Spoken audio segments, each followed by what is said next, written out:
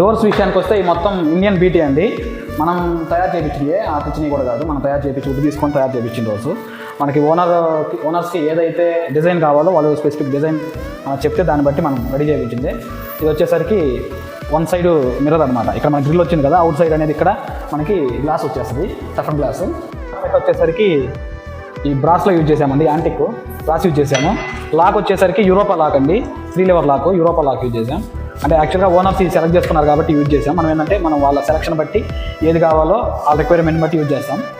Doors అన్నీ కూడా అంటే బెడ్రూమ్స్ అన్నీ కూడా వుడ్ అండి. ఇది ఇంపోర్టెడ్ వుడ్, అంటే ఆఫ్రికన్ టేక్ అంటారు కదా, ఆఫ్రికన్ టేక్ అండి. ఇది వచ్చేసరికి మనకి బీడింగ్ వచ్చేసరికి టేక్ బీడింగ్. నెక్స్ట్ ఈ డోర్ వచ్చేసరికి ఏంటంటే మనకి ఫస్ట్ డోర్ అండి, 30 mm ప్లస్ డోర్ ఇది.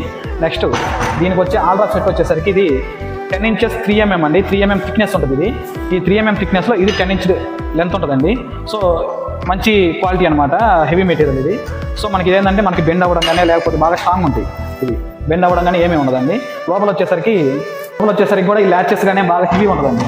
బాగా ల్యాచెస్ కానీ ఈ హ్యాండిల్ కానీ మళ్ళీ మనకి కవర్ బోల్ట్ కానీ మంచి బాగా హెవీ మెటీరియల్ ఉంటుందండి. సో బాగా స్ట్రెంత్ ఉంటుంది.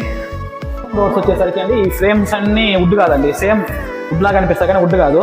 ఇది ఏంటంటే పీవీసీ మెటీరియల్లో ఒక టైప్ అండి. ఇది మనకి 100 years ఉన్నా కానీ ఈ ఫ్రేమ్ అనేది ఎక్కడికి పోదండి. ఎందుకంటే దీని లోపల మొత్తం ఇది హ్యాలో ఉంటుంది లోపల పక్క.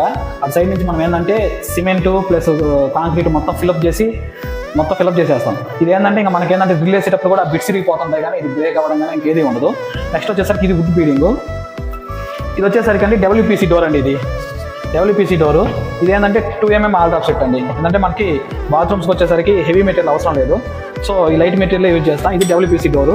నెక్స్ట్ వచ్చేసరికి డబ్ల్యూపీసీ డోర్ ఎందుకు యూజ్ చేశారు, పీవీసీ ఎందుకంటే మనకి వుడ్ వచ్చేసరికి కొన్ని రోజుల కింద ముందే మనం చూస్తుంటామండి చాలా ఇళ్లలో వుడ్ వచ్చేసరికి మనకి చాలా కొన్ని సంవత్సరాలకి కింద చెదలు పట్టేసి తినేస్తుంటుంది. సో మనకి దాని నుంచి ఓవర్కమ్ కోసం ఈ మెటీరియల్ యూజ్ చేసాం. ఇది కూడా డోర్ వచ్చేసరికి ఏంటంటే మనకి ఈ చాలా మంది అనుకుంటారు ఈ స్క్రూస్ అనేది ఊడిపోతుంటాయి, లూజ్ అయిపోతుంటాయి డబ్ల్యూపీసీ డోర్లో. ఇది ఏంటంటే ఎందుకంటే ఇది మనకి పౌడర్ అండి, ప్రెస్సింగ్ మెటీరియల్.